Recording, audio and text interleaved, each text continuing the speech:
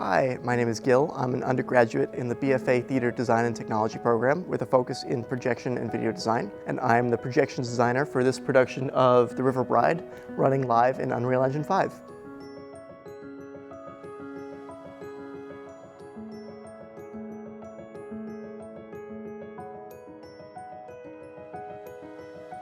The way we're doing projections is something that's very, very new. We are running projections inside a software called Unreal Engine, which is like this 3D live creation tool. So the difference between this and traditional projection is that in traditional projection, you are rendering out videos. So you're taking videos and images and you're putting them out into your projectors.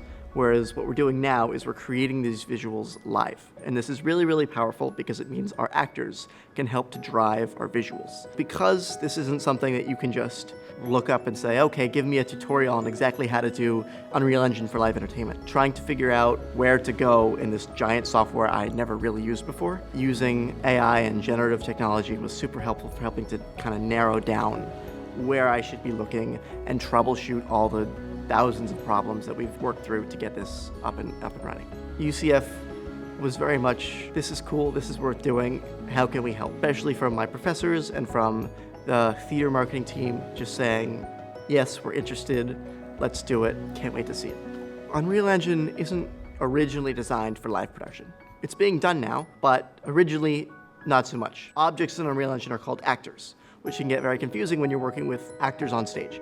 So having to kind of work around a system that wasn't traditionally designed to stream out to projectors, those kinds of integration challenges have been most of the struggle. I don't want to take credit for being the first person to do it, but I'm one of the first to do it live. It's starting to be used for concerts and in the theme parks for live experiences. They're running Unreal Engine, not live, but they use it to create the visuals and then render them out, and they're like playing back the video. Traditionally, you would render out a video of the leaves blowing and then the rain falling, and then you just gotta kind of hope that they line up. But here, the rain just starts to fall no matter where the leaves are. And so there's no jump. You don't see anything shift, it just happens. So these frames, these images are being created in real time. I think this is absolutely the future of theater, particularly projection design, but I see it also with sound design, with automation, especially for pre-production. Everyone's starting to kind of realize that Unreal Engine and these live tools are the way forward. It's super easy to use in VR. I think the future of immersive theater and video design is game design. When I was going to college, I either wanted to do video game design or theater design technology. And I ended up going with theater, but then I kind of decided, why not both? Because I was sitting there and I believe that video games are the closest you can get to live theater. They're a little different, but when you are playing that game live, if you want to move your character to the left, you're moving to the left and the game better figure it out. And it's very much the same in live theater with design. That actor can move and it's just happening in real time. And so I thought that combining the two made a lot of sense.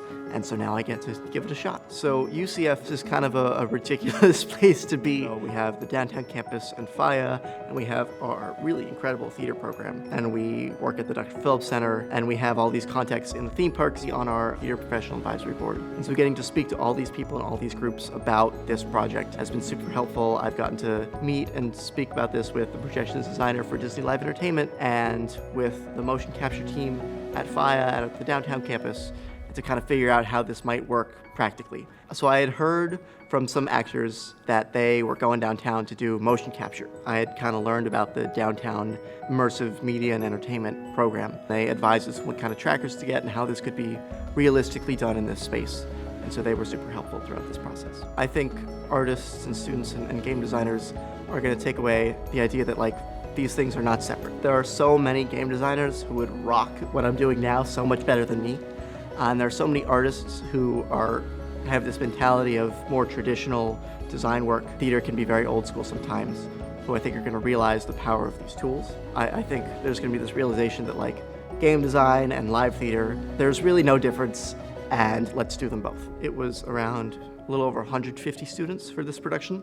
And this is one of our smaller productions. But just past, we have 12 actors, 6 on stage, 6 understudies. We have the whole design team, lighting, sound, projections, and video. We have costumes And our stage management team is massive, always. All the shops that built it, the electrics team, that was a huge job to hang and focus all of these fixtures. The whole set had to be built and painted and then set dressed. It was really an incredible effort for all of these shows. And it's kind of remarkable. We do so many of these shows every semester. It matters because it's so much more collaborative than other methods, and there's nothing more collaborative than theater.